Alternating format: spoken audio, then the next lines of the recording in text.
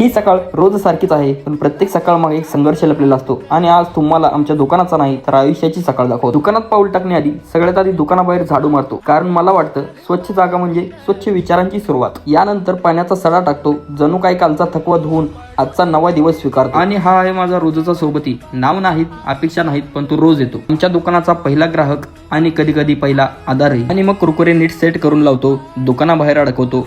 लहान गोष्टी वाटतात या, पण ह्याच गोष्टी दुकानाची ओळख निर्माण करतात. नंतर मग दुकानाच्या झाडू मारतो, कारण स्वच्छ दुकानातच प्रामाणिक मेहनत शोभून दिसते. सगळं सेट झालं की देवपूजा, कारण मेहनत आपल्या हातात असते, पण फळ मिळेल की नाही तो विश्वास देवावर सोडलेला असतो. आणि इकडे पप्पा रोज सांगोलच्या मार्केटला जातात ताजा ताजा भाजीपाला आणण्यासाठी. काही न बोलतात ते शिकवतात जबाबदारी म्हणजे काय असते. सकाळी लवकर आलो तरी ग्राहक नसतात, पण ग्राहक येण्याआधी सगळं तयार करून ठेवणं हेच तर आमचं खरं काम आहे. हळूहळू ग्राहक यायला लागतात, कोणी ओळखीचा, कोणी रोजचा, कोणी नवीन, आणि दुकान पुन्हा जिवंत. हे दुकान फक्त व्यवहाराचं ठिकाण नाही, इथे विश्वास विकला जातो आणि कष्ट मोजले जातात. आज दुकान लहान असेल, नफा कमी असेल, थकवा जास्त असेल, पण एक दिवस हेच दुकान आमच्या स्वप्नांची ओळख बनेल. कारण जे रोज मन लावून दुकान उघडतात त्यांची स्वप्न कधीच बंद होत नाही. तर मित्रांनो, ब्लॉग कसा वाटला कमेंट करून नक्की सांगा आणि फॉलो करून जावा.